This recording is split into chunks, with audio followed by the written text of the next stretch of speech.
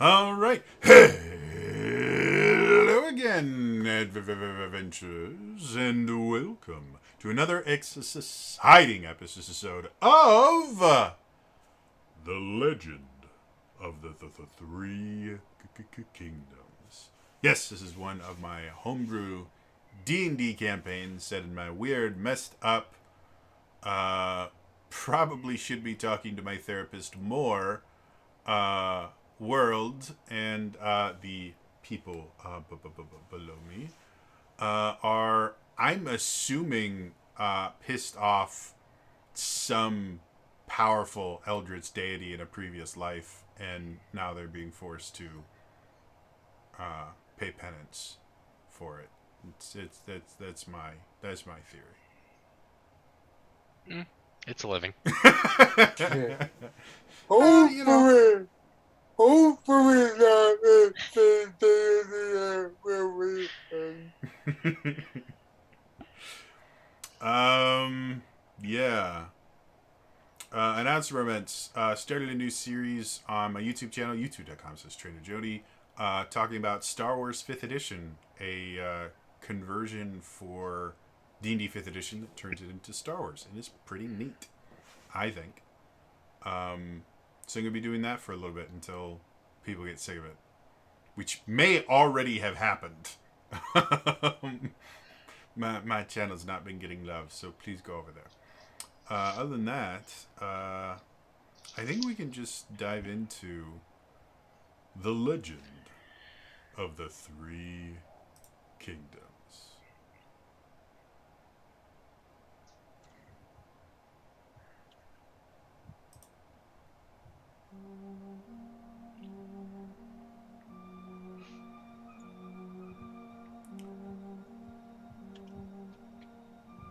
After traveling to Middenwell, the party found out that Middenwell had hit some hard times since they had last been there. When the mansion they were staying in literally grew legs and walked away, apparently that was enough for the rest of the aristocracy of the town to leave as well, hurting the economic livelihood of the entire city.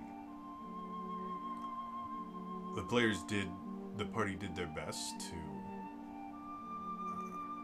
help out where they could, but they realized that there were some things that they couldn't fix on their own.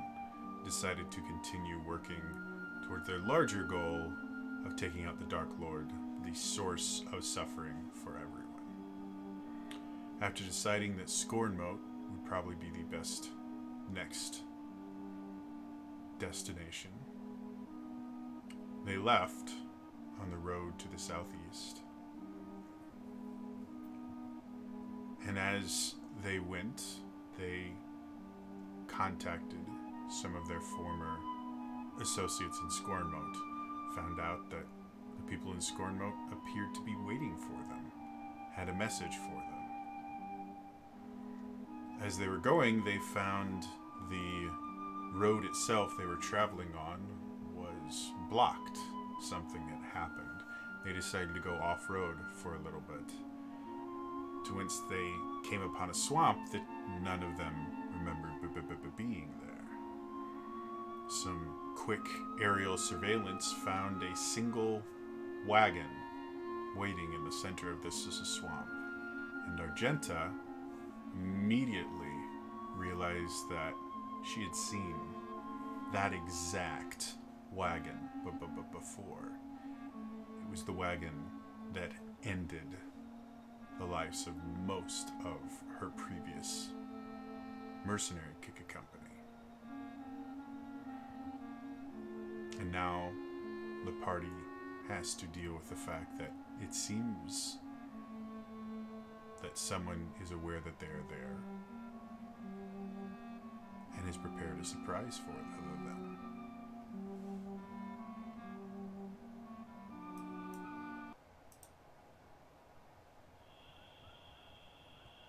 So, when we last left off,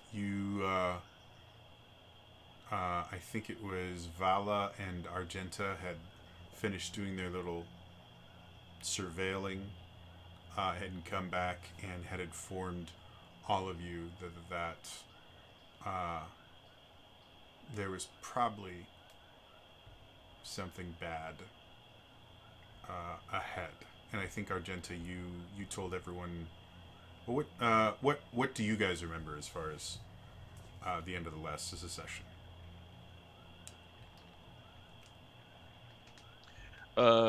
Basic summation was finding the cart,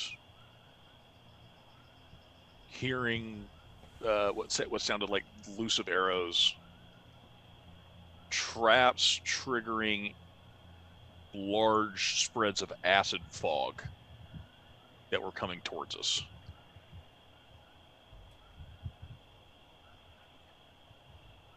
That was like the last thing that was coming. Like they were coming towards us. I remember now. So, as you guys are all sitting there discussing, you saw arrows kind of fly over you, and then you heard this hissing sound, and you saw this kind of mist start forming behind you and slowly start creeping towards you all. What would you all like to do?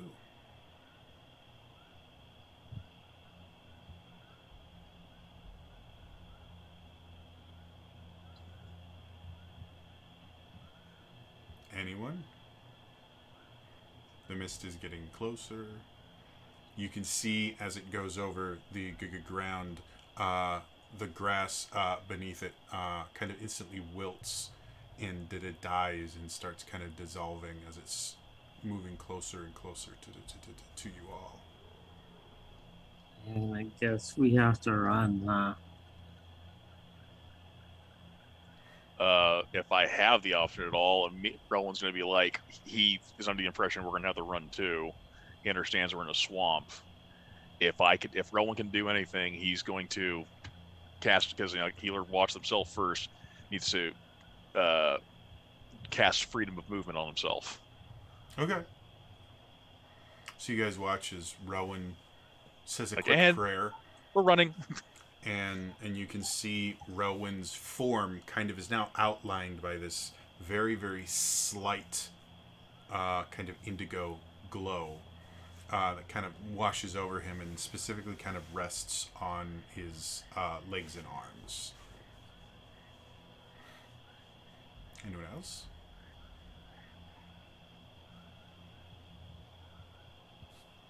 I will say this is, as far as you guys can tell, this is mist. You know, it's vapor in the air, so there are other ways to deal with that as well. I'm going to cast Long Strider at a second level and use it on Vala and Lillian. Okay. So you guys feel your steps feel just a little bit lighter. Do I have wings still? Because I think I had briefly turned into a giant eagle. I don't think you mentioned that you had ended it quite yet. Okay. Let's put it this way: if you want to still have wings, your spell has not ended yet. I believe it lasts at least for an hour. So I would just like to kind of step in front of the party and just start flapping. Okay. Try to push the mist back. Make a strength athletics check using the giant eagle's statistics. Huzzah! So that is a +3.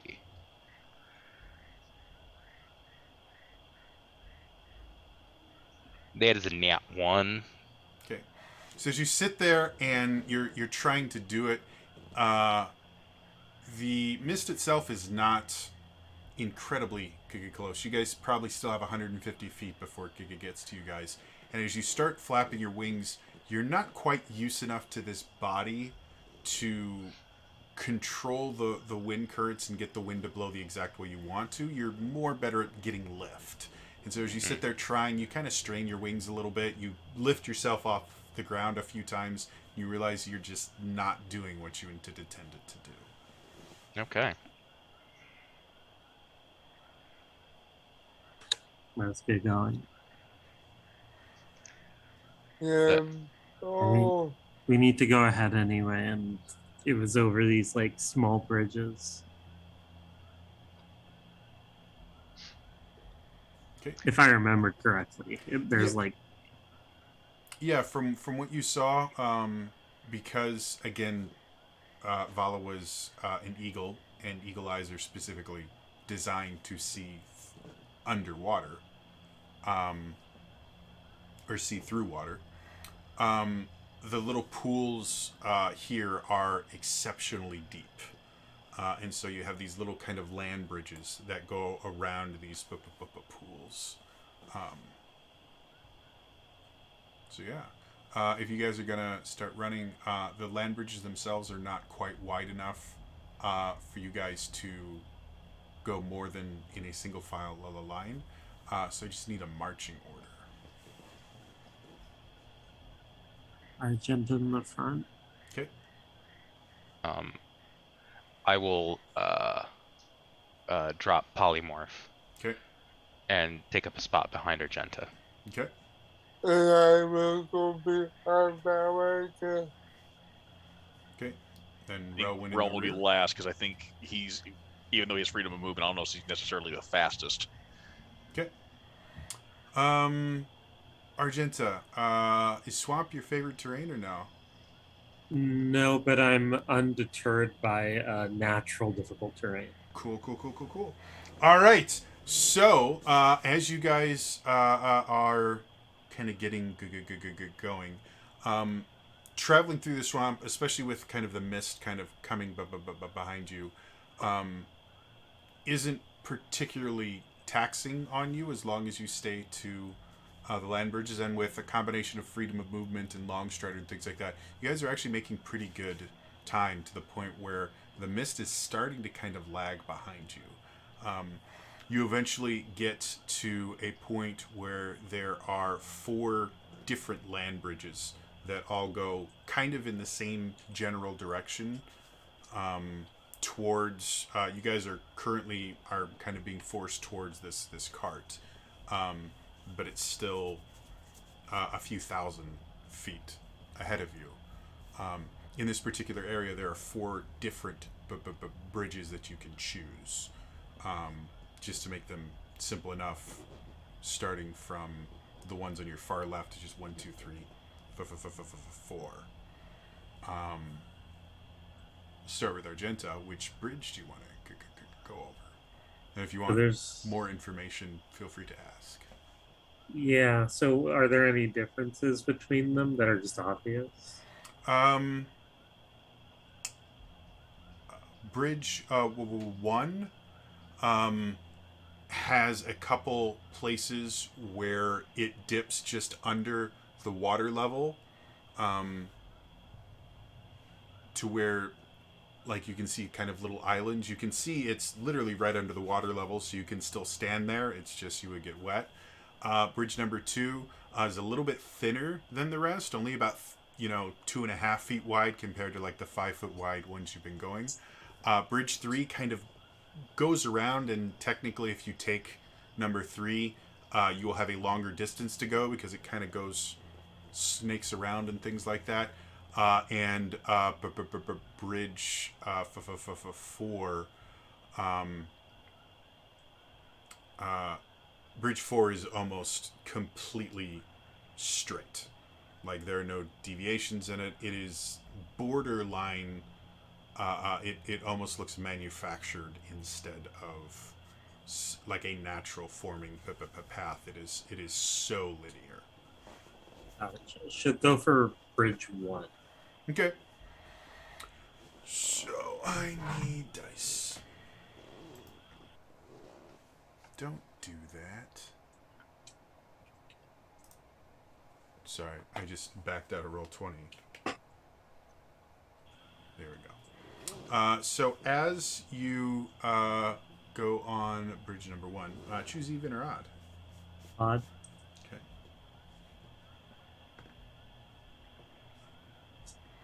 All right. What is your passive perception?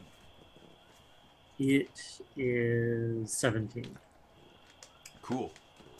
So, as you start heading off this, you start getting to the points where the path itself is getting damp and kind of going under the water level. What do you do at those points? The first one you get to, it's about a 10-foot part of the path that is submerged. Do you want to run through it? Do you want to try jumping over it? What would you like to do? She'll jump over it. Okay, make me a strength athletics check. 32. No problem whatsoever. You sit there. You don't even really need a good run up to it. You just kind of get there. You see the water, and as you sail over it, something kind of catches your eye.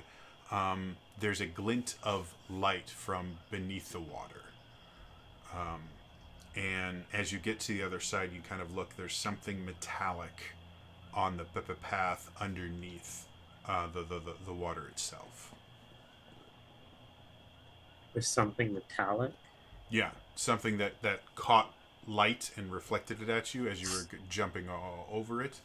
And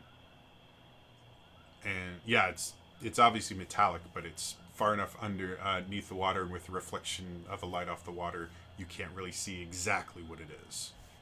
And is it like is this stone or is it dirt kind of path? It's kind of peat moss-ish. It's dirt, and it's got, kind of short moss and grass and things on it. So that's what you guys have been kind of going through this entire time, is this kind of mossy, grassy. And how far down would you say underwater that is? Maybe a foot. A foot? Yeah. It's just barely below the surface. She'll target the ground directly underneath that metal thing and cast mold earth to bring it up. Ooh, someone's getting fancy. Yeah, so as you're sitting there focusing on the ground, and you start to bring it up, you see whatever the thing is on there starts to shift ever so slightly. You see it start to kind of fall off into the water, and you very quickly make an adjustment to make sure that it doesn't fall off. As it comes up, you have to forgive me for just a second here, because I have to look at my notes before I say the wrong thing. When I just had you open.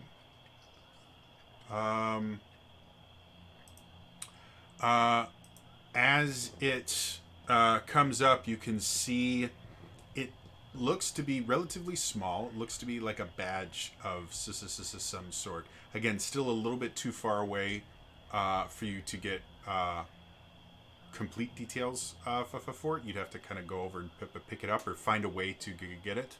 But it definitely seems to be some sort of kind of badge or something similar to it. She'll just basically use the mold earth a second time and bring it over with the dirt before grabbing it. Okay. As you pick it up, it's kind of covered in muck and everything, so you kind of wipe it off. And as you do, you can see it is an insignia of a wolf that is colored blue. She just immediately pockets it and keeps running. Okay. So all of you kind of watch as Argenta clears this thing, turns back, and molds earth, picks up something, and then immediately pockets it and keeps going on. Next up is going to be Vala. Yes. Which path would you like to choose? I will take the third one. Third one? Cool. As you are kind of going along this path, why don't you make me a wisdom saving throw? Oh, these always go well. Oh no. No, Vala, don't go on your own again, damn it. Ooh. I got a 25. So as you're going along this path, you start to feel kind of funny. And you keep following this path, and it keeps kind of winding around and around, and you start to feel a little bit nauseous, like you're getting a little bit seasick, like you're on a boat that's just a little bit too rocky.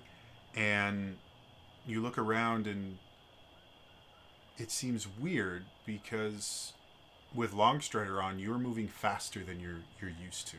And so you kind of did the math in your head. You're like, oh, to follow this path, it should take me a couple minutes.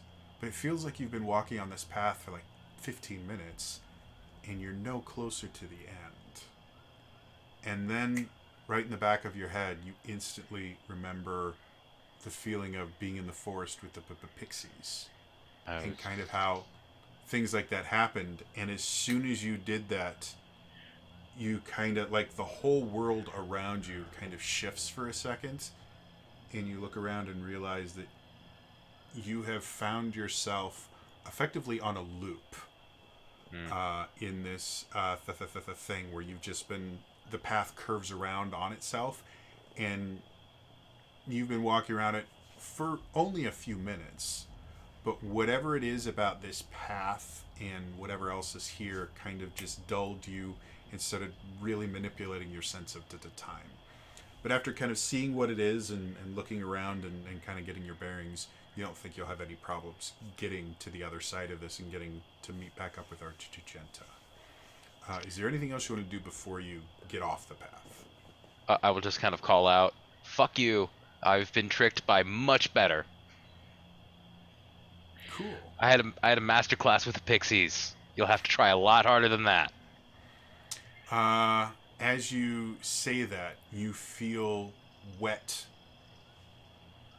hands grip your legs, reach up, grip your lower back, reach around, and pull you into the water. And you start kind of struggling for air and breathing, and nothing. No hands, no nothing. You're still standing on the path. They just gave you a warning, like, keep talking shit. Yeah. Wasn't scared at all, and I just book it. I'm fleeing in terror because I choose to. Yeah. That's right. And that was my choice. Liliane. Excuse me while I run away like Scott Evil. Both Relwyn and Liliane, you guys would have watched Vala kind of wander out, and you watch her kind of walking around, and you watch her do like 4 circles in a row, and each time she walks in a circle, she gets slower and slower, and then you watch her kind of turn, and she starts looking in the pool that she'd been walking around, and then she kind of snaps out of it. You see her kind of grab herself for a second and kind of wasn't scared, and then walk. So Liliane, what do you want to do? What was number 2 again? What was underwater? What was? I should have written these down. 2 was like a really thin path. Oh yeah, 2 is the skinny one. And then 4 was like a very straight path, almost looking like man-made. Yeah, thank you. I will do number 4 then. Okay, and what's your passive perception? My passive, If your passive investigation is higher, I'll let you use either for this. my passive investigation is 17. Okay. So as you are going along this path, as soon as you step onto it, this ground is firmer than the ground you have been walking on. It feels like kind of packed dirt. And every time you step, it becomes more and more apparent that this is a man-made path. You look into the water beside you, and you see nothing. not like empty water. You literally see an absence of everything, just a pool of nothingness to the side of you. And you look to the other side, and it is also completely black and nothing, a void. And then as you step forward, you stop before putting your foot down, because you watch as the path itself seems to be slowly getting smaller. And you look down, and these two pools of nothingness, as your eyes kind of adjust to it, you realize that these pools of nothingness are perfectly spherical and are now moving together. And everywhere that they touch the bar, the land just disappears. It doesn't break off, it doesn't disintegrate, it simply stops existing. What do you want to do? You probably have about a minute before the path that you're on is not going to exist anymore.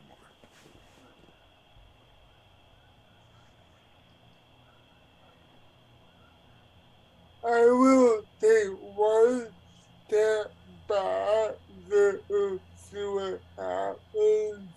Okay, as you step back, you start realizing that these kind of pools of nothingness are much larger than you originally thought. You are not quite a quarter of the way across, but this entire bridge is starting to not exist anymore. You think if you wanted to, you would have no problem going backwards, but if you want to get to the other side before the bridge doesn't exist anymore, you think that's going to take some skill with the amount of time you have left before they just dissolve completely. I will.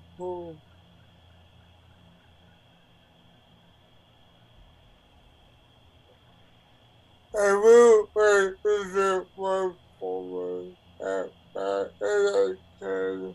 Okay, make me just a strength athletics check. I'll give you advantage because of your long strider.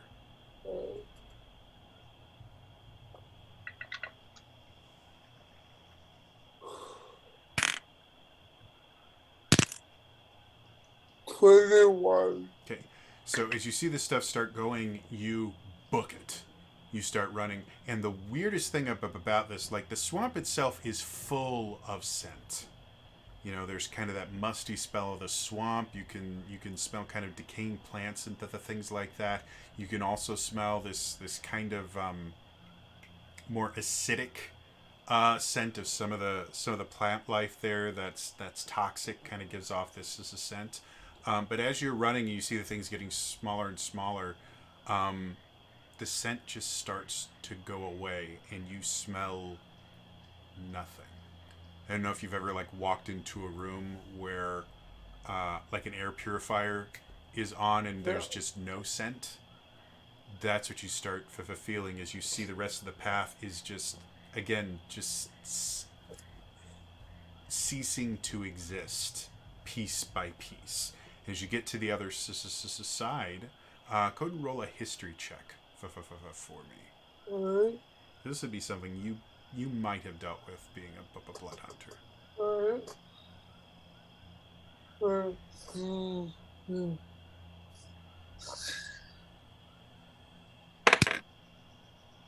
Um, 12 as well.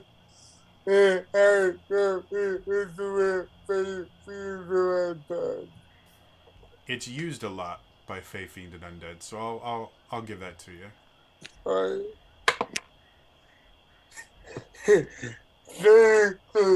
12. Okay. Something about this seems familiar and bad. Like, you're not sure what, but you're relatively certain that you have just you've just survived something that would have been very, very bad had you not survived. Alright. But beyond that, you're like, don't know. I might have slept through that class. You know, that day. Maybe I should have taken more notes. Yeah. Leaves us up to Relwyn. One of the paths no longer exists. There are still 3 others. Okay. And so... And there's nothing stopping you guys from taking the same I path. was considering that. So, Argenta took path 1? Argenta was 1. And Liliane was 2. Vala was 4. Or no, sorry, I flipped those. Yeah. Nobody's taken 2 yet. Vala was 3. Liliane was 4. And I think because of... I was considering one of those options. I was going to go after... Because there's certain trust issues with Argenta, and it was going to go following Vala, but Vala just spouted a bunch of stuff for spouting off like a bunch of stuff to the ephemeral. Like, the fuck? Okay. So Rowan is going to follow Argenta's path. Okay. As you will walk onto it, the bits of ground that used to be submerged are damp, but solid. It's a little bit weird because Vala kind of like drew it forward, so the path itself is a little beaten. But a combination of freedom of movement and the fact that there's no longer any issues with the path, you have no problems getting across it. Okay. I do have a question. So if there's nothing else that happens to Rowan, does Rowan get the sense that we're being herded? Funny you should say that. As you all kind of walk forward, you all hear, seemingly out of nowhere, brilliant! Absolutely brilliant. Argenta, this group is far smarter than your last one. She just sighs and is looking around. Doing a quick kind of search, you see a stump, and the sound seems to be coming from this kind of very large, half-rotted stump. Yes, come closer, come closer. Didn't Commander and I kill you? And she is approaching. Things don't quite work the same way here, do they? My favorite target. I didn't think you guys would really run from a little bit of acid mist. Thought you were more resourceful than that, but you dealt well. Your little freak friend over there, 2 spheres of annihilation, not even a blink. That's impressive. And then, well, one of you is simply immune to mind powers, aren't they? I will present a finger. It's not very ladylike, is it? Why don't you show yourself, and I'll show you just how ladylike I can be. That's not very fun. I went and I created this wonderful game for you all, and I mean, I could have just killed you all.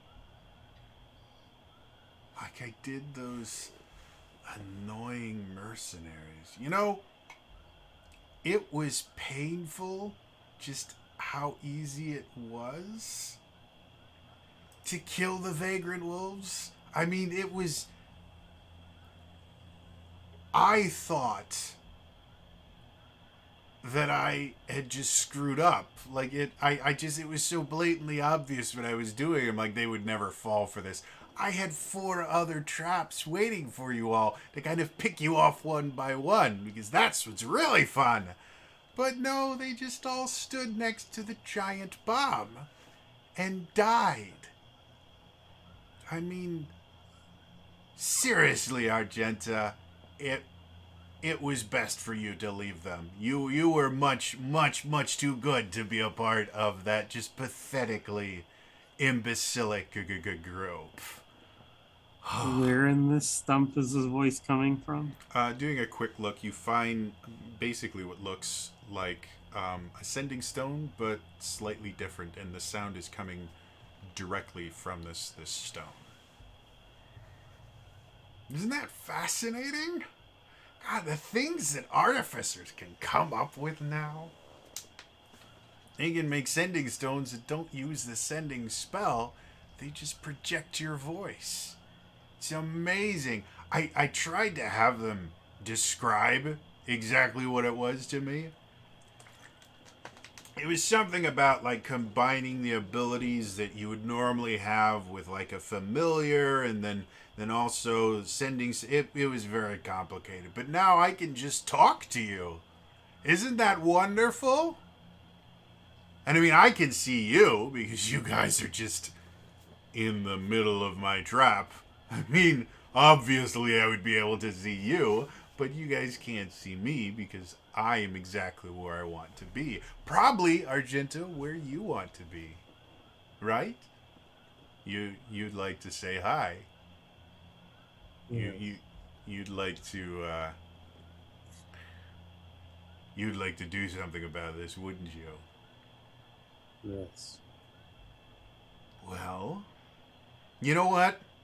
I've always felt kind of bad about the last time we met. Not when you and your little gun-happy moron decided to try and kill me, because that was dumb and stupid. And I'm just going to say right now, I wasn't on my A game.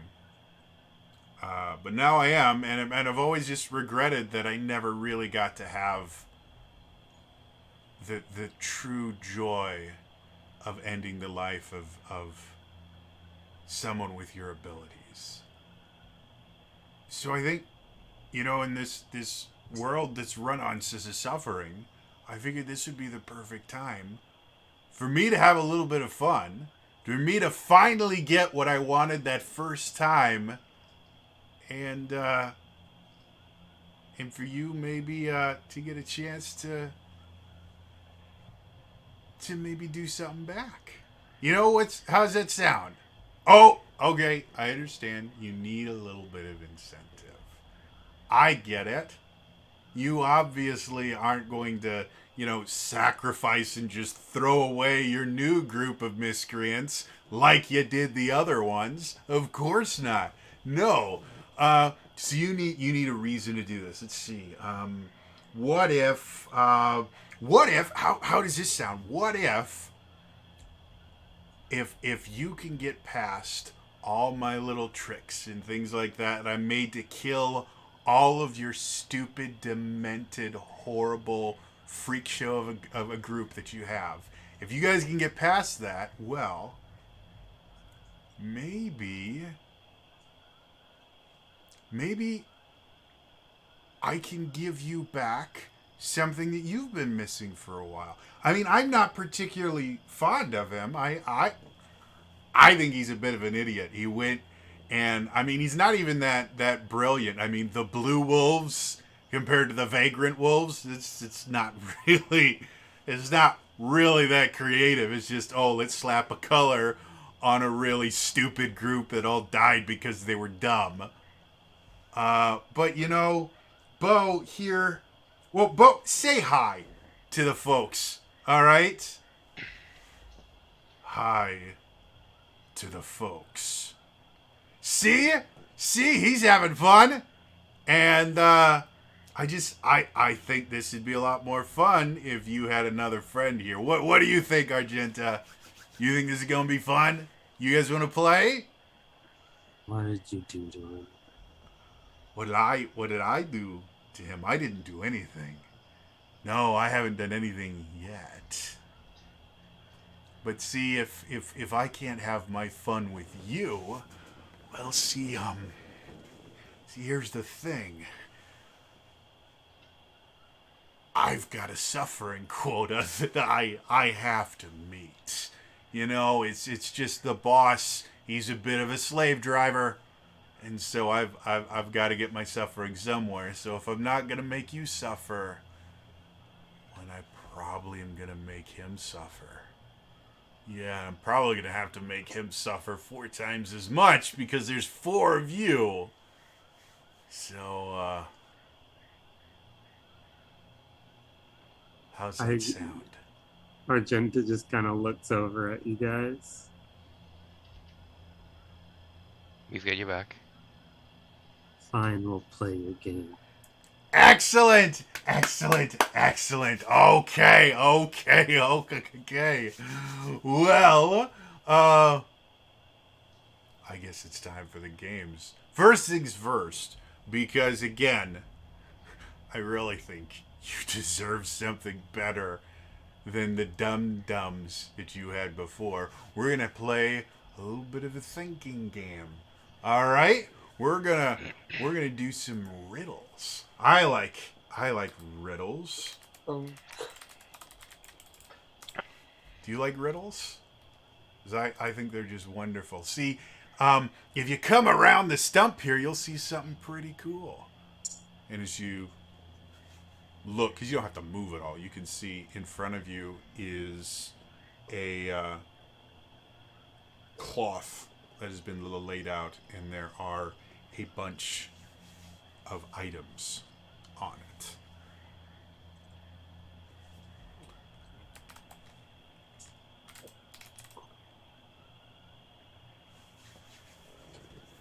And you can see there's a total of 7 items. There is a kind of rusted-looking greatsword. There is a pickaxe. There is a chest with a lock on it that is currently not locked, like a kind of a padlock that's just open currently. There is a set of chainmail gauntlets. There is a helmet, kind of a full face guard kind of helmet where you can't see the inside. And then I have to count 1, 2, 3, 4, 5. Is that 5 things I've mentioned? Yeah. Thank you. Next to that is silk rope, and finally on the last part is a set of thieves' tools. All right, it's time to see if these are as dumb as your last group. Buckets, barrels, baskets, cans, what must you fill with empty hands? Figure this out, and maybe we can go to the next test.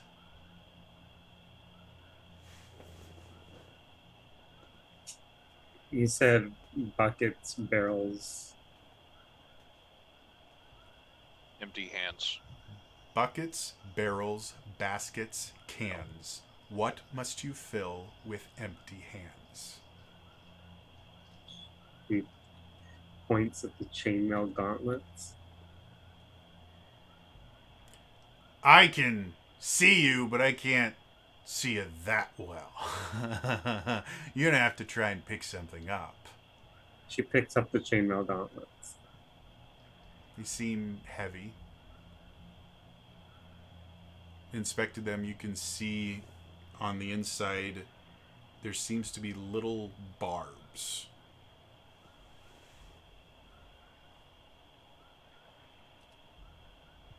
She sighs, just kind of glances down at the damn stone and then puts them on. Okay. As you put them on, you can feel the barbs inside, and they're relatively sharp, but they don't really kind of pierce your skin too much. Like you're able to put them on without too much difficulty, without anything bad happening. As you put the second one on, you guys all watch as the gauntlets themselves kind of flash with light, and you feel the barbs pierce through your hands on both sides. You currently have the poisoned condition, and anything requiring you to use your hands specifically, you'll have a -5 to. Well, I think that was a little bit too easy, wasn't it? You figured that out super fast. I got to admit, I didn't come up with that puzzle. All right, is why it was so easy. The next one, though, I did. See, the rest of the things there, well, they're all kind of boring, except for the chest. The chest itself is really cool, but you may wanna look it over pretty quick here, because it may not be there for too much longer. I will look at the chest. Look with my eyes. Looks like a chest. Do I see anything unusual about it? I mean, it's a chest. You're very familiar with them. They can be trapped. They can, they can contain things. You do, just for the briefest moment, you smell something kind of sickly sweet in the air. I will stand 10 feet back and use Mage Hand to open it. Okay. As the chest opens, you see something strange inside. It looks almost like a confectionery, to be perfectly honest. As you open it, the kind of sweet smell gets much stronger. But something about it, you can see it's kind of shifting, and you can see little bits of steam starting to come off of it, and then you start seeing little bits of smoke coming off of it.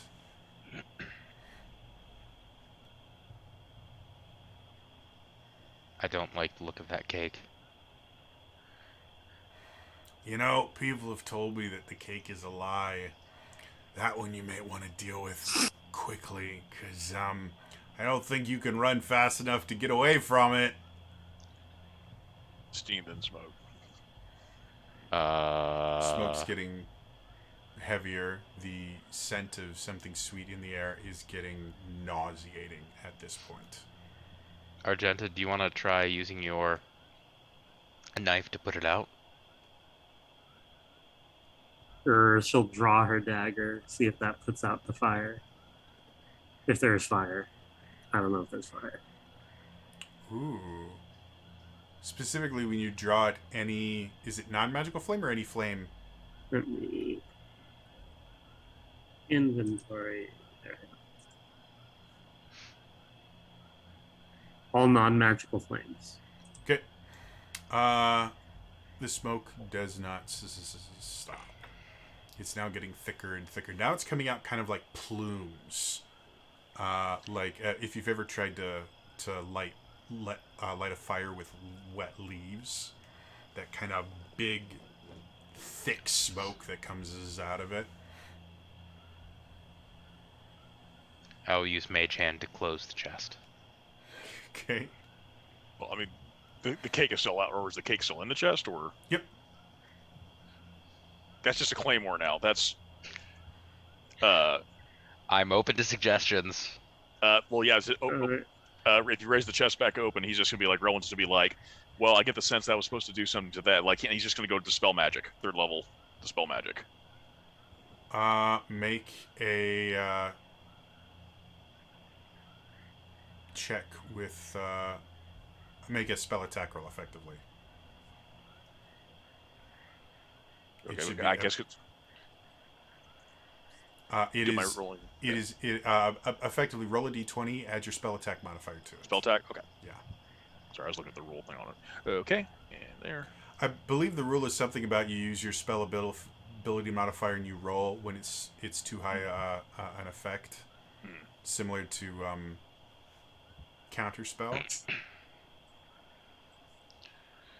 Okay, so if I'm rolling spell attack, that Just will be roll a d20, add your spell modifier and your proficiency bonus. So that is effectively your spell attack. okay. It's So the that same number, is so okay. So that is 23 total. 23. As you sit there and you try to dispel it, you realize as you start to dispel, there are multiple spells in there going off. Or there are multiple spells that are affecting this, and dispel magic, for however this thing has been built, dispel magic is only going to let you dispel one of them. So there is an evocation spell. There is an enchantment spell, and there's a necromantic spell. If I'm going with this, and I get the sense, I get the sense that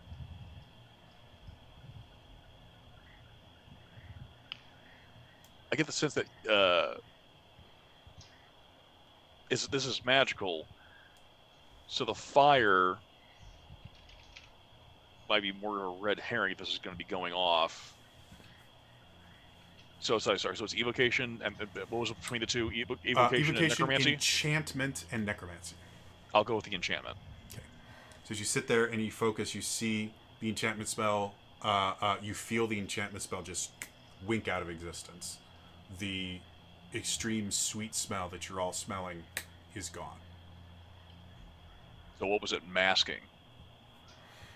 Because if it was meant to be sickly sweet, so is there a true scent that it was supposed to be giving off? You smell. Have you ever smelled what burning sugar smells like? Like it's an unpleasant scent. That's what you smell now, but you also, as you kind of blink, you realize you had kind of tunnel vision, where the only thing that you could see was that. And now that you're no longer smelling the sweet, you can see all the other items on the blanket have kind of been drawn towards this and are now just kind of circling this particular chest, and you hadn't noticed them at all until you got rid of that enchantment spell. Smoke is getting thicker. Maybe we should just run. So while he was doing that, Argenta's basically going to excavate like a 10-foot hole using mold earth, and then try and toss the chest into it. Where so they're all on basically on a blanket. Are you making the hole underneath the blanket, or are you making it somewhere else? Like next to it. Okay.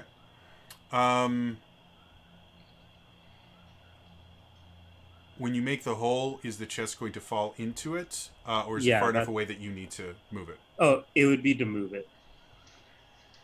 Sorry, just so I understand. Would the hole open up and it would fall in, or does someone need to push it into the hole? Someone would need to push it in. Okay, cool. So you guys see this very large hole form.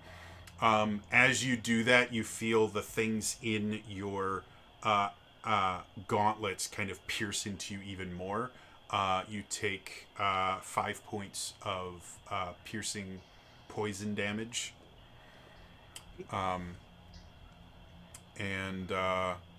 Does anyone want to knock some stuff into a hole? I'll run up and kick it. Okay. As you kick it, all of the other things go with it into the hole, and you guys see it drop down. The smoke is now just coming out.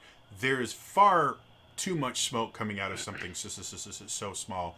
But you watch as the cloth that they were all sitting on kind of falls in there as well.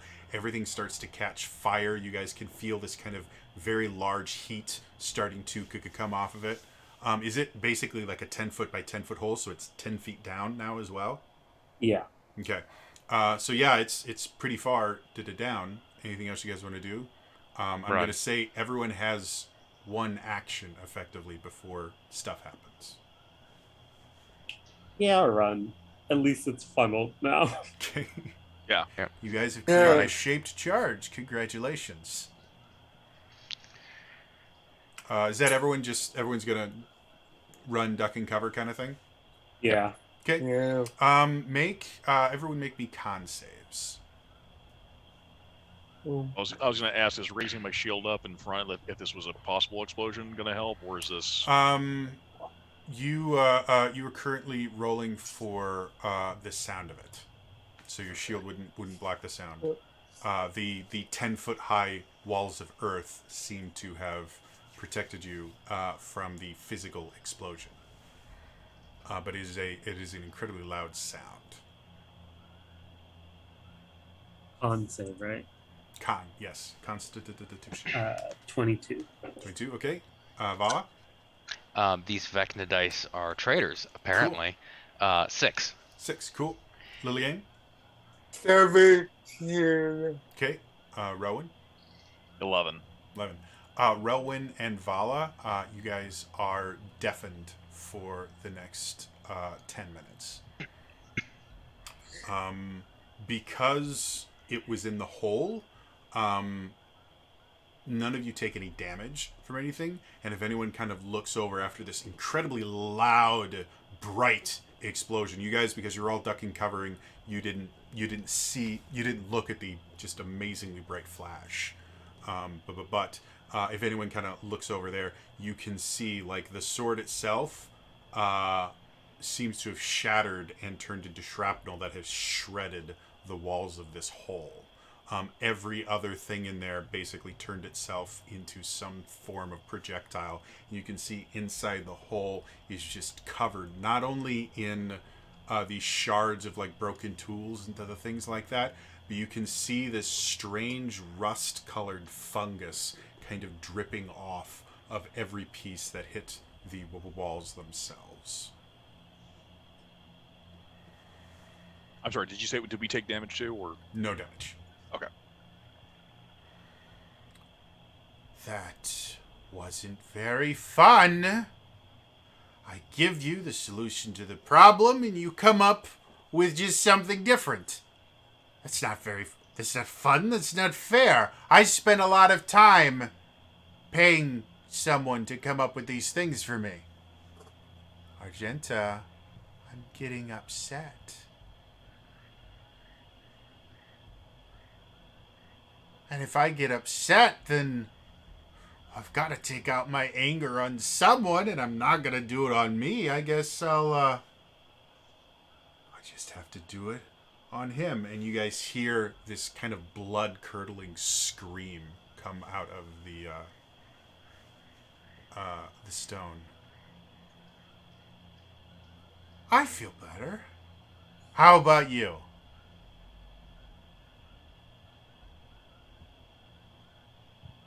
Argenta.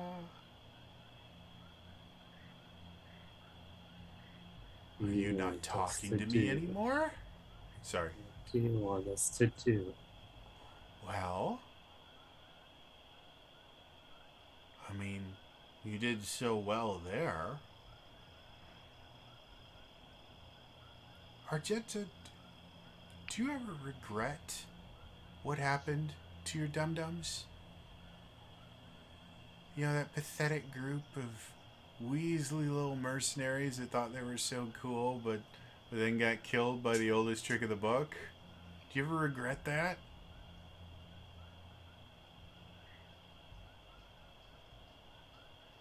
Would you be here otherwise? Good point. Well, I know you've already seen my little grand finale for you. How's this sound? I've set that up the exact same way.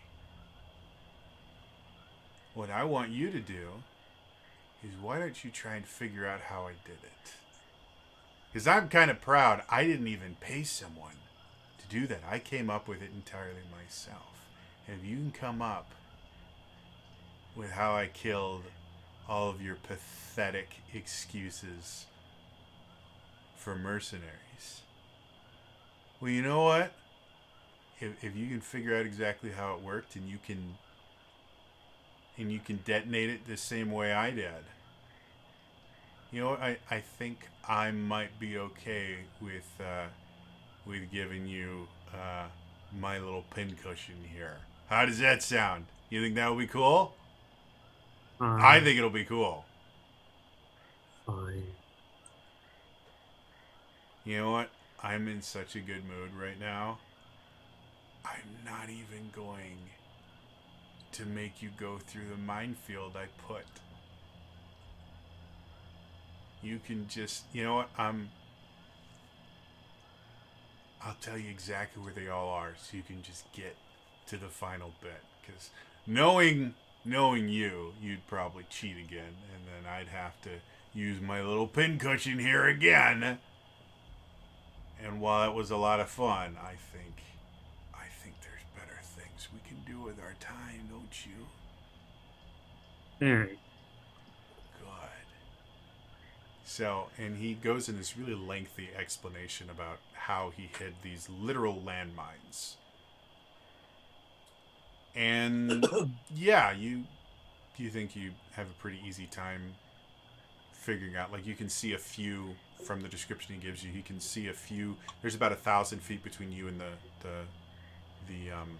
wagon, and you can see when he describes them. You can see exactly where it looks to be about a dozen mines in this area.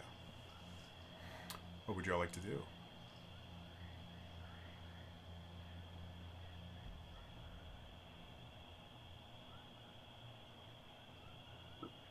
Guess I'm heading over. Argenta's just kind of gritting her teeth. Okay. I'll follow behind her. All right. As will I. Roman will follow. Rowan wants to, while following, Rowan is I think basically got the gist of the gloves.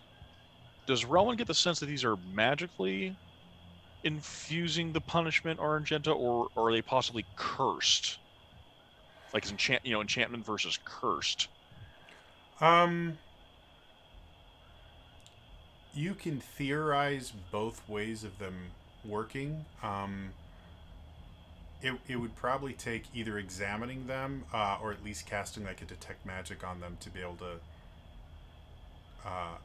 know for sure. I guess it's possible they could be enchanted, they could be cursed. Without either examining them or casting detect magic on them, you can't be sure either way. Does that make sense? Like you can come up with plausible explanations of how both of those could be true. Does that make sense? Yeah, I think maybe a little, because it depends. Because I do have the. I would ask if that leans more towards that, because was it in regards to the first time Argenta was put under the poison effect, and then the second time when she took some damage? When they first took effect, you guys saw them kind of glow and actually change. Clamp. They kind of morphed to fit her clamp. When they happened again, the only reason you were aware that it happened was Argenta reacted to it, as anyone would if they were getting stabbed all around. So there wasn't any magical effect that happened, or there wasn't anything visual that happened other than you watched her cringe as it happened. Okay. Now, simple question. Could I tell that she's poisoned? I mean, physically, you guys would probably notice. Like her eyes look a little bit more sunken. Like her skin looks a little bit greener than it was before. Like she obviously is not feeling well. I have 2 vials of anti-toxin. Okay. I will offer her one. All right. All right. She'll nod and drink it. Okay. As you drink it, it is disgusting. Antitoxin is not a pleasant thing to drink. For a brief moment, you feel a little bit better, and then you feel the poison just kind of work through your system again. You think until you remove the gloves, there's no way to cure the poison. She just takes in another breath and keeps heading towards the cart then. Okay. And you're still holding the stone, right? Oh, yeah. Argenta. Relwyn is going to hold up his shield to one side, using Vala as a blocker for the other, while whispering to Vala, like, this is, and he's going to whisper as quietly as he can to her, going, this is clearly manipulation. He wants to inflict punishment on us no matter what. He clearly wants to settle something. And Great. this is a lot about ego. Definitely. Do you have any ideas? Well, ideally not to play his game, but we need to get her. We need to get Argenta's friend. Agreed. I can try to get his attention, distract him. Do you or anyone else? And there's another reason why he's saying he's whispering as quietly as possible. He is asking, can you or anyone else see through magical darkness? No, I don't believe I can. Argenta might. I know she can do weird plane things.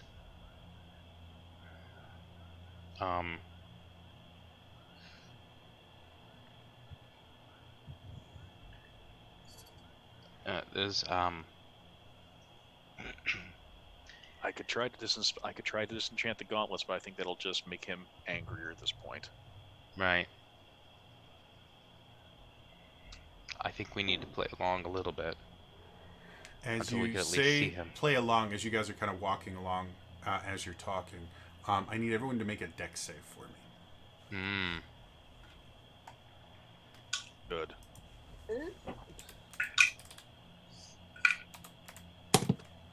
Oh. 20. Okay. 25. All right. Lillian? 16. Okay. Rowan? 16. Okay. Lillian and Rowan, you guys fail. Vala and Argenta, you guys make your saves. Save for half damage. So full damage is 31. Half damage is going to be 15.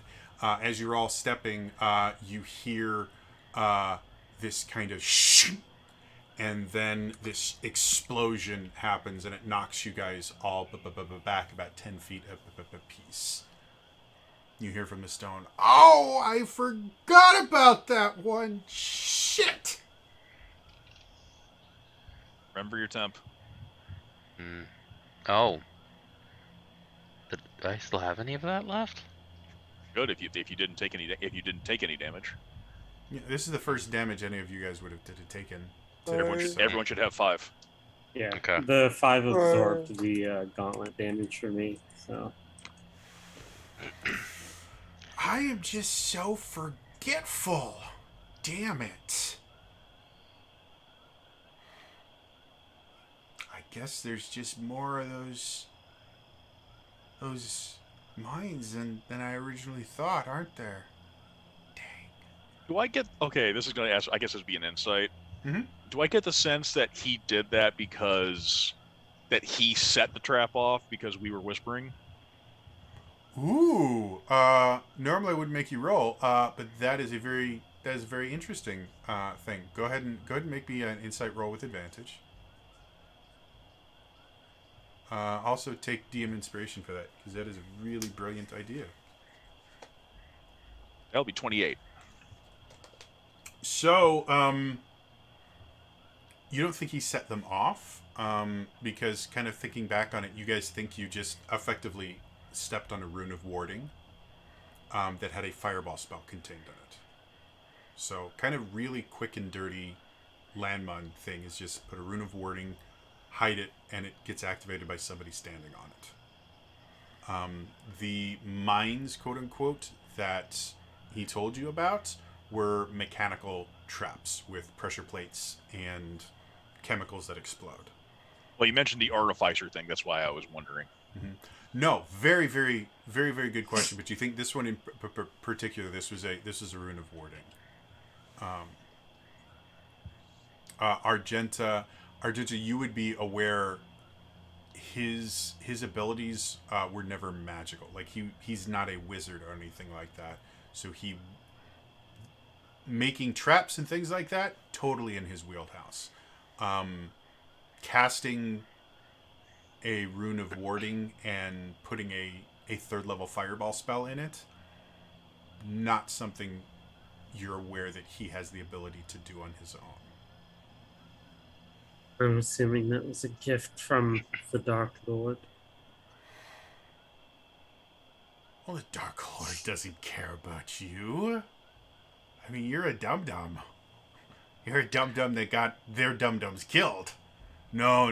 That was a gift from my own friend. You know what? I don't like your gift. I think you're not playing by the rules, and I think you should be punished in the timeout box. And I would like to use prestidigitation to create a little box. Okay. And put the sending stone in, or the stone inside of it. A decent size, You can make a box that big with prestidigitation. Okay, I would like to do that, and I'd also like the box to be lead lined, if possible. For prestidigitation, that's going to be a little bit more than you can do. You can create a cool looking box. A lead line box would probably be a little bit more than prestidigitation could do. Damn it. If you had some sort of leveled spell that would allow you to do stuff, I would say at least a first level spell would give you something like that. Yeah, I don't think I have a spell that would allow me to make a box like that. You don't have Mordenkainen's handy box? I don't. I think I can. Tasha's Cube of Banishment? At one point, I did have one of the. I think I had the sphere, but. Leomon's tiny hut. Melf's box of I don't like you anymore. What about that? No, unfortunately my thinking was if I can get it into a lead box, I can cast locate object, looking for a sending stone, and find the other half of this. Oh, that's interesting. Steven Spielberg's Boo Box.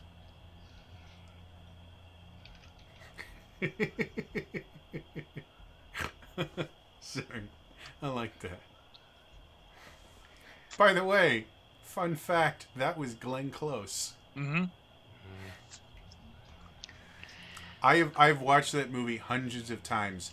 I cannot see Glenn Close. Like, the makeup that was done to her. Oh, not until you get to see that absolute freeze frame full frontal. Is like, holy shit. So yeah, you definitely can put it in a box, but you wouldn't be able to lead line it. I'll say. All right, then I will just make a box with straps and hand it back to Argenta. Or no, I will carry it.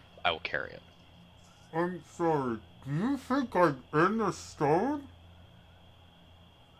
What? So sorry. Sorry, I can't hear you. I'm still deafened. Oh yeah, you wouldn't be able to hear it. I just realized neither Rowan or Vala could have had that conversation. You said it lasted you said it lasted a minute. That was 10 minutes. Oh, 10 minutes? Okay. Yes. This explains we're like trying to whisper to each other and just shouting at the top of our lungs. Can anyone else? What?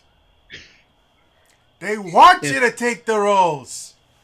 If I remember correctly, he was made, or at least was a vampire the last time I saw him, right? Here, he wasn't. The last time you saw him, there was something about him that was different. But probably the biggest thing was he was hanging around with a dragon. Hmm. Yeah. So he wasn't a vampire. Not as far as you could tell. Okay. Again, he seemed different, but it wasn't vampiric. Like he didn't have fangs. He didn't have that. You know, his skin didn't sparkle in the sunlight. Um, you know, he didn't. You know, play baseball during thunderstorms. Gotcha. See the land of suffering. The only vampires are twilight vampires.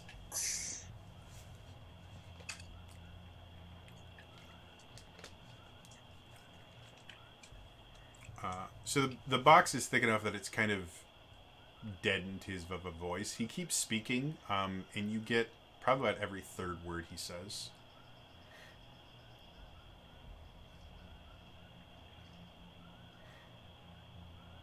What would the rest of you like to do?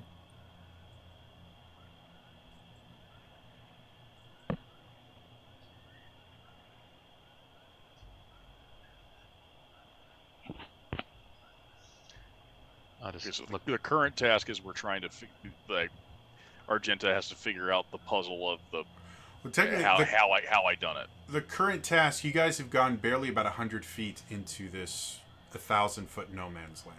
The current task is you need to get across this no man's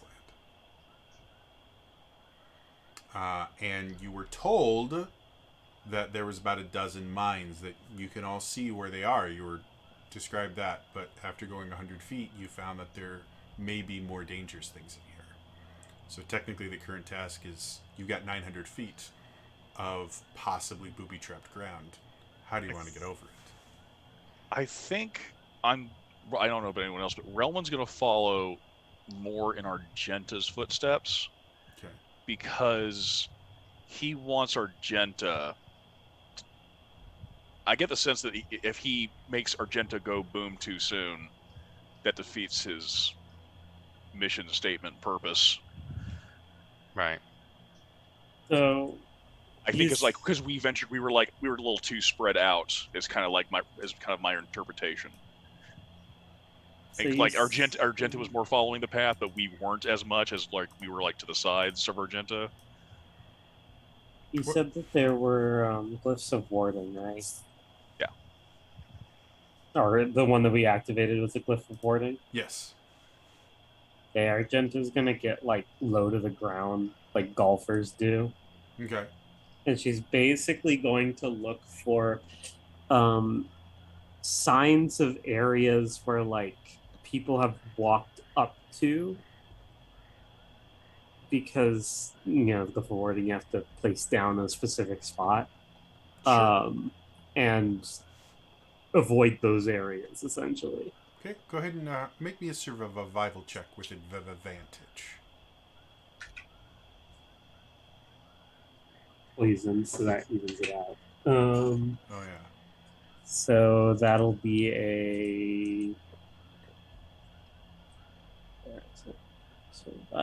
17. 17. Okay. So looking around, you see a few spots where, to the untrained eye, you. So first things first, you do not see any tracks in this entire area. Yeah. But you do find a few spots where, to the untrained eye, it would look like just foliage that had fallen, fallen leaves, vines, things like that. But you can see that's okay. Those leaves wouldn't have fallen in that particular place. That's not how they work. The trees that they would fallen from, the wind wouldn't have worked that way, or those vines couldn't have grown that way. And you identify about 6 more spots that very obviously the vegetation did not, the foliage did not get put there naturally. Some of it was obviously placed there. Some of it looks like it was grown there, but it's very, very, to you at least, it's obvious that it is not natural formations. Does that make sense? Yeah. So you think you've identified about half a dozen more spots that you should have avoided. Great. Leading them around those and just avoiding them. Okay. Everyone go ahead and just make me flat dex rolls. Because kind of going between these things is a little bit difficult. If you are proficient in acrobatics, I'll let you do a dex acrobatics. Otherwise, just flat dex rolls. It's the same thing. So. What if we have half proficiency in acrobatics? I'll let you damn bard do your little half stuff. So does that mean I get advantage on that check, or? No, you can do your you get to add half your proficiency bonus to stuff you're not trained in, right? Is that what you were talking about, or? No, sorry. I thought you said if you were proficient, you could. No, if you're never proficient, you could use dexterity acrobatics. If you're not proficient, if you're not trained in acrobatics, then you can only roll a dex roll. Got it then. So, I got an 11 then. 11, okay. 11. 12, okay. Argenta? 15. 15. Rowan? Yeah. I'm using the inspiration roll again. Okay. Oh my god, I rolled the same thing. 3. 3, okay. So as you guys are kind of going through this, you're able to kind of avoid these things. Rowan, as you're going, as you step, you hear a kind of cracking sound, and the ground drops out right next to you. You guys watch as Rowan starts to fall into a pit that has a lot of sharp, pointy things at the bottom. Because you are all on kind of heightened senses, I will let chance decide as I lose my die. Vala, you are closest and you notice Rowan is falling. Is there anything you would like to do to try and change that situation? Yes. I Okay. will jump in after him. You're gonna go with him? I'm going to jump and attempt to grapple with him, Okay. and then Dimension Door us back up. Ooh, okay. I'm gonna say it works. Yeah. So you guys watch as Rowan just goes, and you see him start falling, and you guys watch as Vala just like perfect Olympic diving goes. You grab him, and as you grab him, you kind of spin, and Rowan, you go from looking at the sky getting further and further away to turning, and you see large spiky things get closer, and then you're looking at Argenta. I think, like, Dimension Door back out. As I fall, his breath goes in, goes, and then as he's what he thinks is falling is just him just landing on his feet again. It's just like him going, ah! And just like then he opens his eyes and. Ah! Sorry, I didn't think I was strong enough to catch you. Not complaining. All right, let's You do notice in your tunic, there's just a tiny little hole where, as you were falling, literally right as the spike was about to get you, you dimension doored out, and so it kind of poked a hole in your tunic.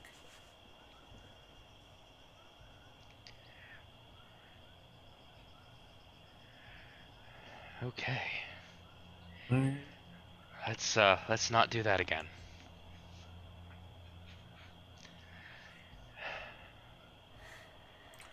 With now aware of pits, which pit traps in general, when you know what to look for, easier to find than glyphs of warding. So with that knowledge, you are able to very slowly make your way through, and you guys eventually come to the cookie cart itself. I'm gonna say, because at this point, my passive perception got to be helping. Good Lord. It's it's the issue that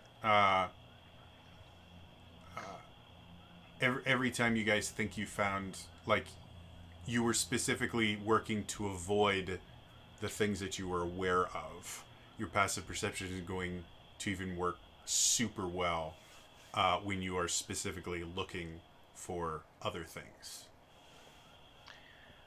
I will take the lid off the box and be like, "Oh, pit traps, very original." Stream of expletives. You hear him say, "Get me out of this!" As I'm assuming you put the thing back on. Yeah. So you guys are now at the cart. As you get closer to the cart, Argenta immediately that day starts flooding back to you. I just kind of hold my hand out to Vala for the box. I'll hand it over. She'll just open it and leave it down on the ground by the cart. That was a really great day, wasn't it, Argenta? Man, I can still hear them crying like the little bitches they were. You know, the interesting thing about it is they didn't all die instantly. You know, there was those few that they were still alive. They were alive long enough to realize what was happening to them. And I was watching because, of course, I could. Just seeing it dawn on their face that their last few moments in this world were going to be filled with just agony.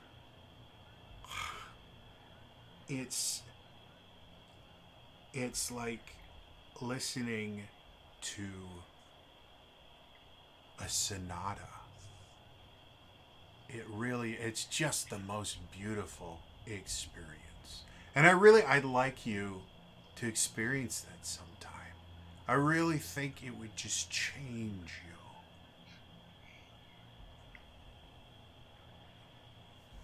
She's, while he's talking, Mm-hmm. is basically at the same, she has Commander's book out when he's explaining like how the gun works and everything, Mm-hmm. and trying to like cross-reference, combustion and all of that, Mm-hmm. and how the gun's chambers work. She wants to try and see if she can figure out if there's some sort of explosive trap on this.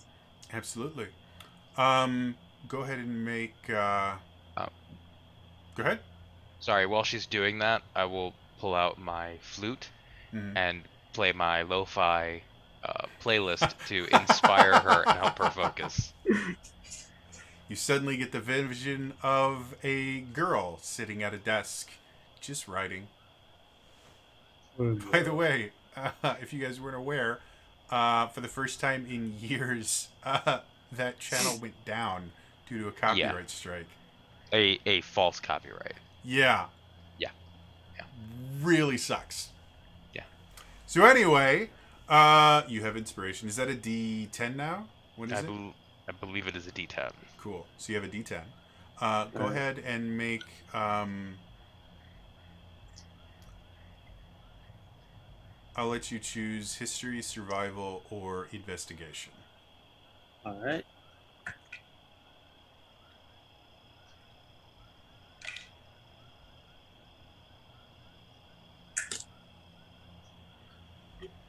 Box. Okay, so with survival, disadvantage, but the lower was a 13, so that's a 24 with the inspiration. Okay. So you're having learned how to use the gun and kind of learning the very basics of combustion and specifically how combustion affects projectiles and things like that. You're looking over this cart, and there are effectively you see a bunch of different clay pots that are completely sealed. That looking through them, you get the idea they're probably filled with just coarse black powder. And you look through everything that you can here, and everything makes sense about how it worked. Like the pots themselves are made so that when they explode, they shrapnel. They create a pretty intense amount of shrapnel. They were placed in certain places specifically to create more shrapnel. There was blacksmithing supplies and the things like that. So it is obvious this was created to just shred everyone around it. But what you're not finding anywhere in there is any sort of detonator or any way it could have been detonated.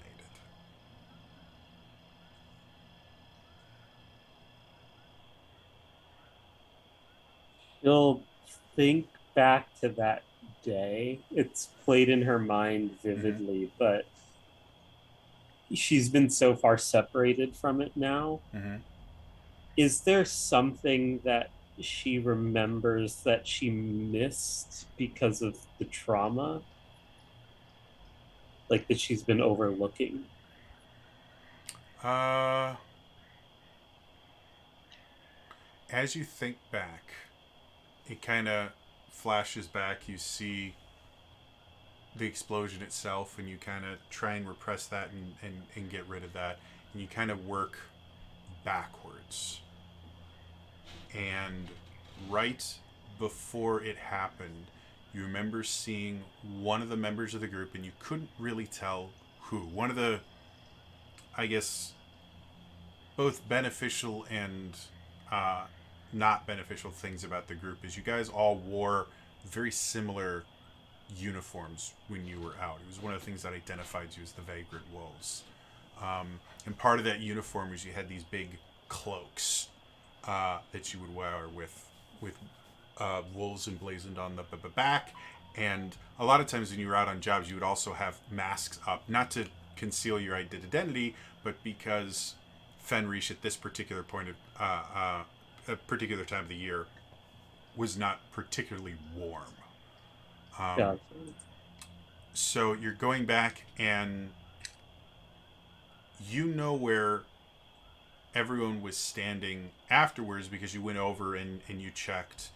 But at this particular instance, when everything is just about to happen, you can't remember exactly who was where, but you watch someone in the group turn towards it and reach into the cart. You see a very brief flash of yellow light, and then everything explodes. She looks down. There was a plant in our group, a traitor.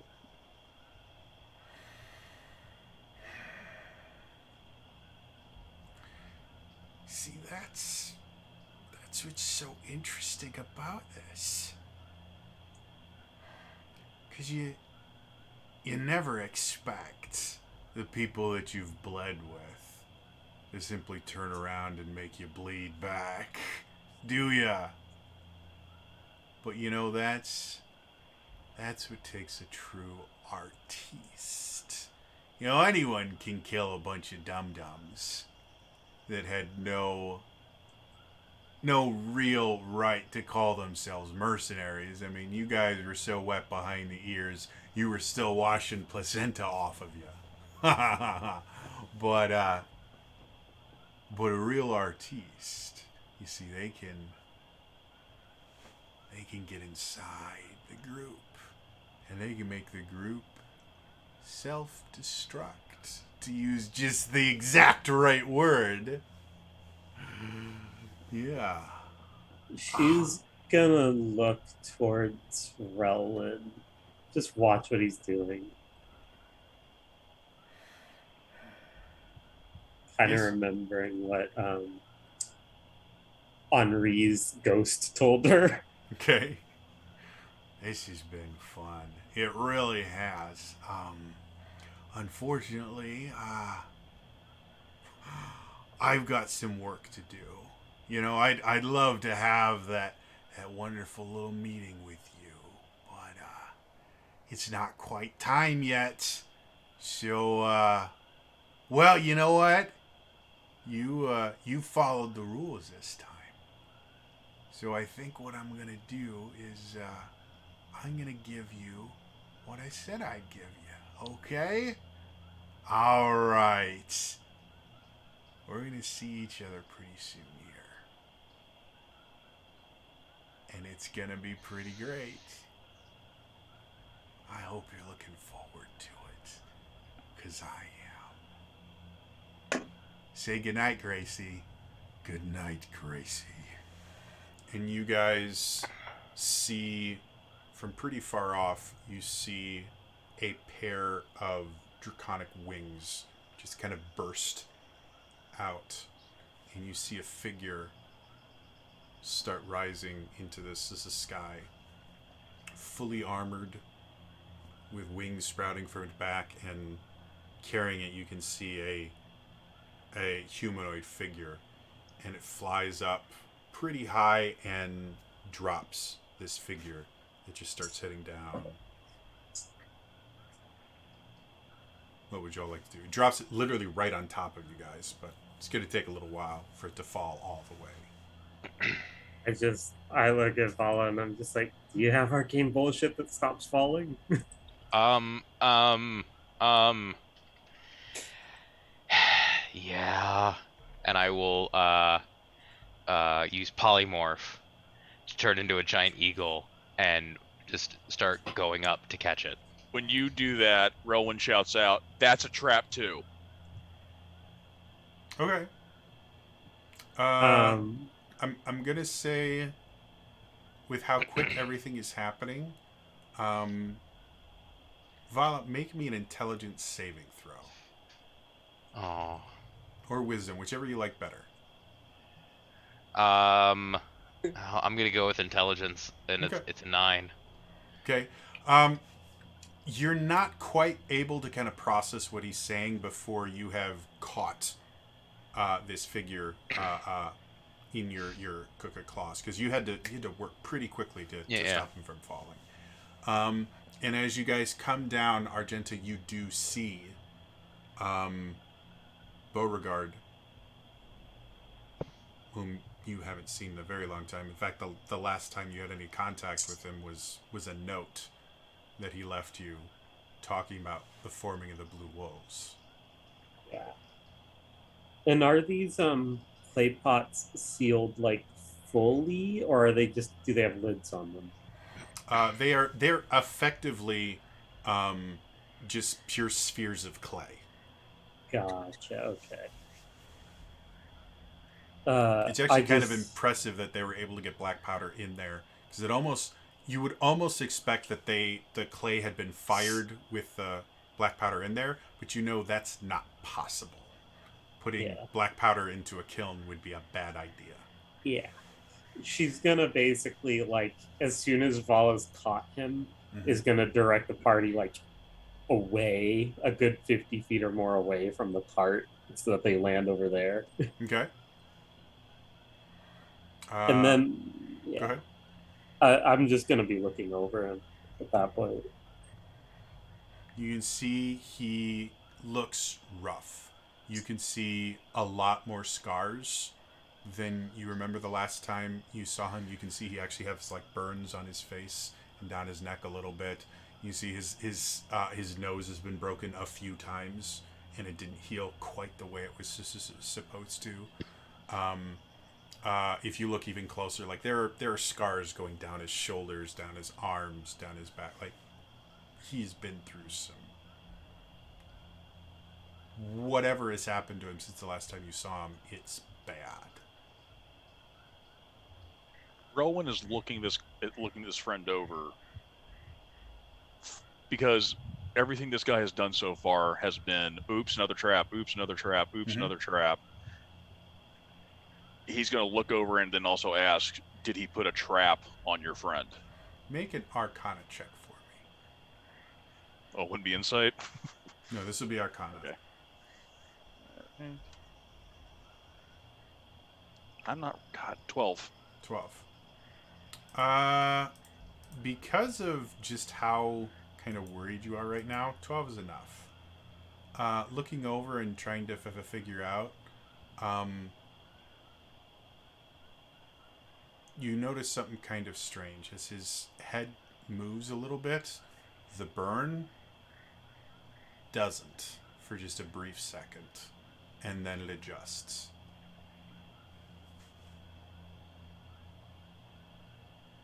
That's not his friend. Or her friend. What would y'all like to do?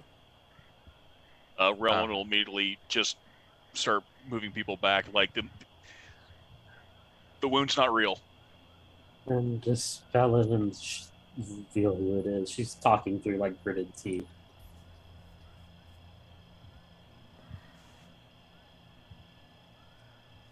Vala will fly 20 feet up into the air Okay. and start circling. And keeping an eye out for the dragon. By the way, what dropped him was not a dragon. It was a humanoid figure with dragon wings coming out of its back. I'm keeping an eye out for that then. Okay. Argent says you're there.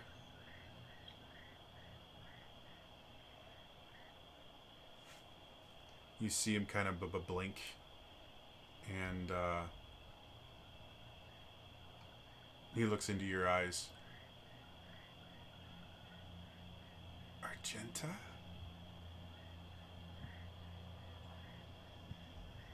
What are you doing here? Rowan, what's wrong? What did you see? The wound moved. Can you dispel? Tell me what's wrong? Argenta, what are you talking about? Who I'll are these dispel. people? I'll dispel where I saw the wound. All of the wounds on him vanish. The broken nose, perfectly fine.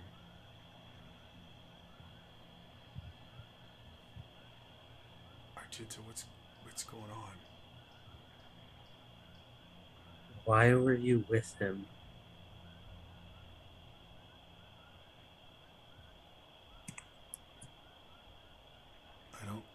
I don't know. Can we get out of here? Does he have any wounds on him at all? Because we heard him screaming. And I'm rolling. Actually, above board, I was actually wondering if that was an actual scream, because we had an artificer, and then I'm hearing. Having dealt with people in significant amounts of pain from just being a cleric for the Dark Lady, you recognize a scream of pure agony. That was a horrible, blood-curdling scream of agony. I'll look him over. I've known my stepbrother all my life. Mm-hmm. Is he lying to me?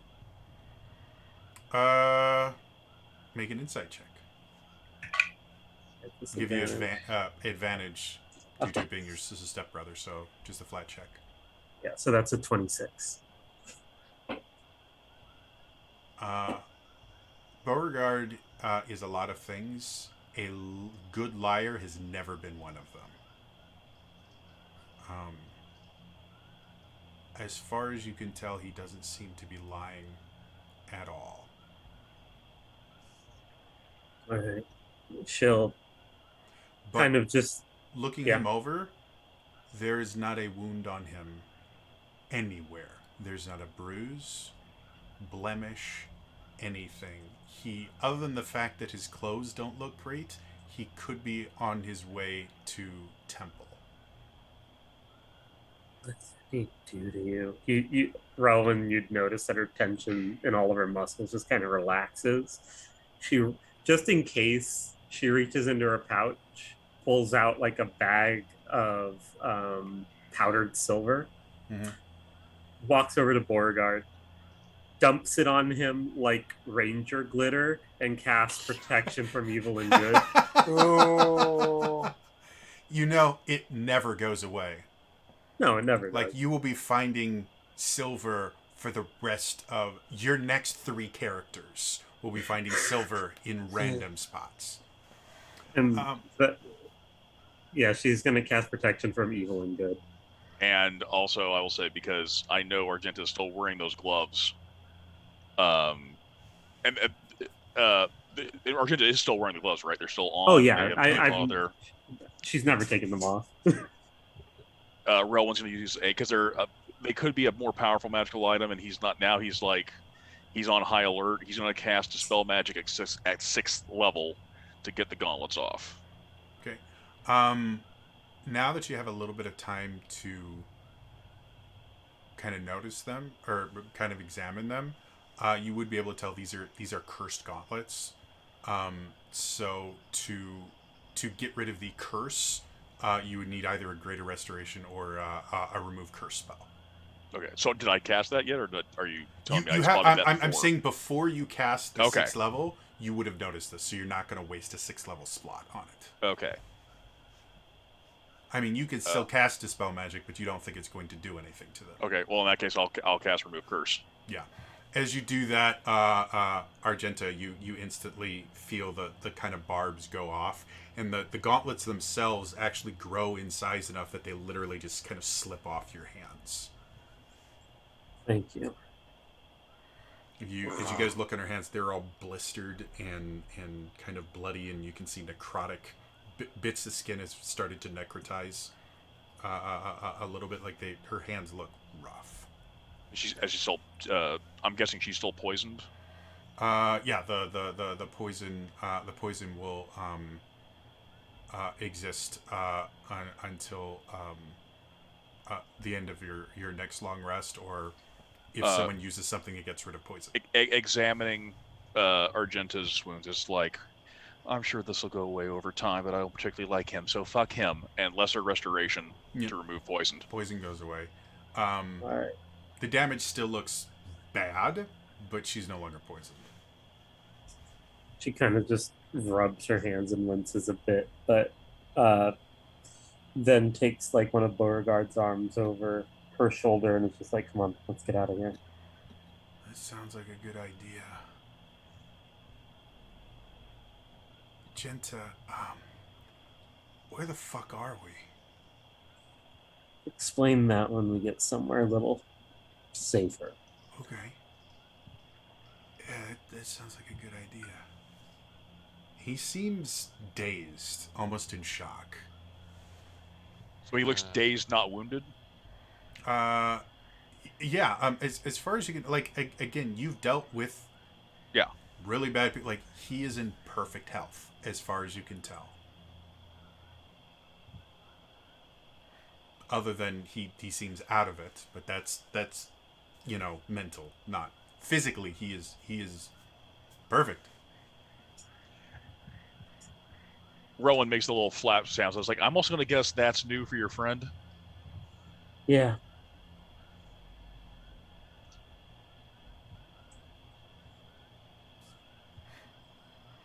You guys can see the swamp itself that you guys are currently in is only another about 2,000 feet wide. So within 20-ish minutes, 30 minutes tops, you can get out of the swamp and get to more solid ground. And as far as you guys can tell from your kind of overexposure to traps and things like that, you're all hyper aware. Nothing on this side of the swamp seems to be dangerous. As I'm flying around, Mm-hmm.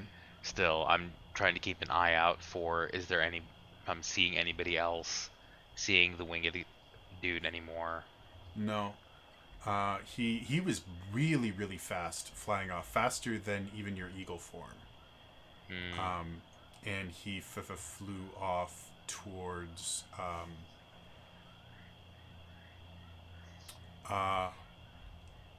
roughly in the direction of Evanthorn. Mm.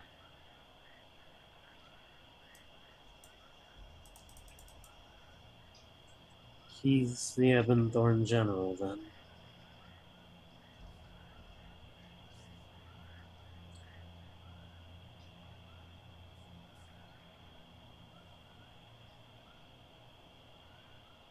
Then I'll just keep an eye out for anything then. Okay.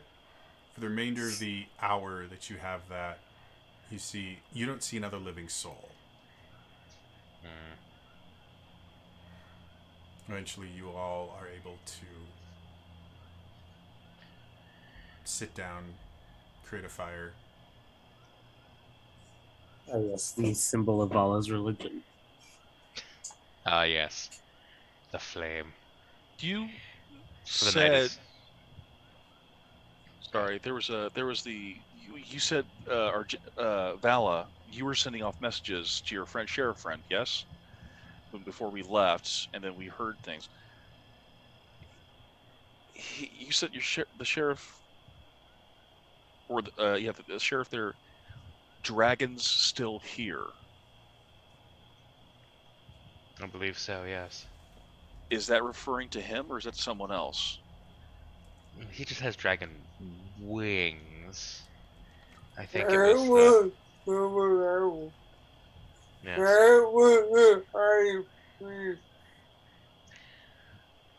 Been an awful lot of dragons around here lately. I don't particularly like it. No, the dragon we saw in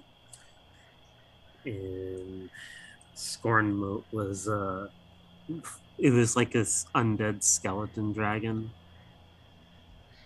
And there was the one that Henri... There was someone riding a dragon. Henri had to go and fight. Okay, so your sheriff friend, was it referring to some type of actual dragon, not a euphemism for a person's title, Yes. nickname? Okay. I believe so. I look over at a Bo and I'm just like, what was the last thing you remembered if you don't know where you are? I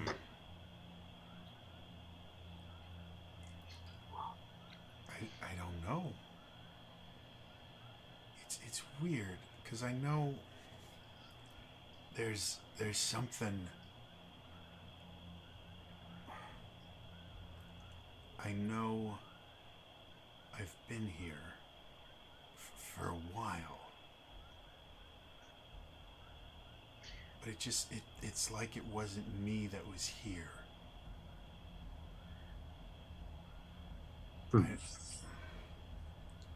I can maybe help with that a little bit.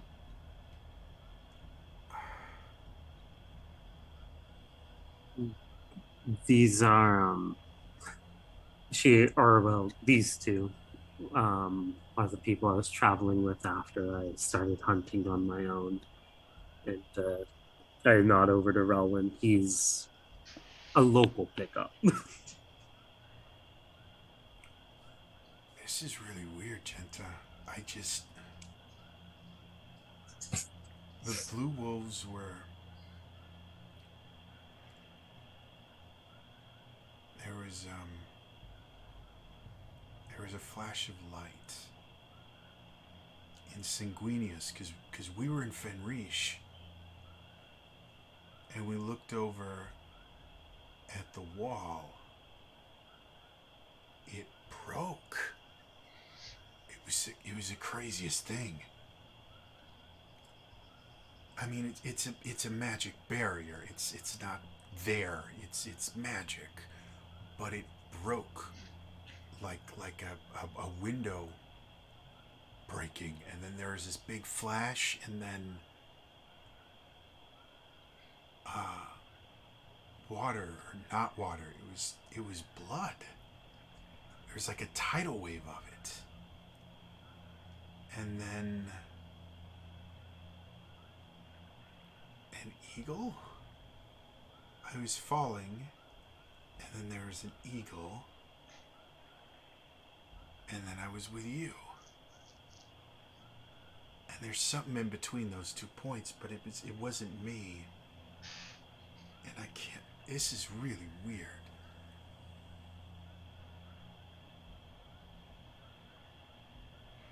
Where are we, Genta?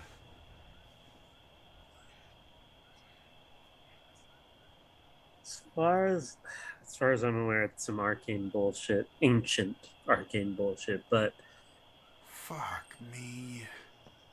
it's like a plane but smaller, and there's this asshole of a vampire that goes around calling himself the Dark Lord like some megalomaniac. And he sucked a good amount of the world into it with that blood that you saw. Genta, we got pretty far without using arcane bullshit. I know. Is there a way we can get out of this without the arcane bullshit? Because every time we deal with arcane bullshit, he just kind of gestures. Bullshit happens. I know. As far as I know, kill his generals or defeat them somehow and then kill him. And it'll do something. And that's what we're working towards. That sounds like an absolutely fantastic idea. You see him kind of adjust his cloak, and then he kind of looks. He's like, I'm missing something. She pulls out the pin. You see him look at the pin, and faster than he has moved this entire time, a blade falls out of his sleeve, and he plunges it into your stomach. And that is where we are going to end for tonight. God. As always, Fucking called it. if you if you missed any of this, I do upload these all to my YouTube channels, youtube.com/TrainerJody. Otherwise, again, that is all for me today, and I'll see you guys next time. All right, bye bye.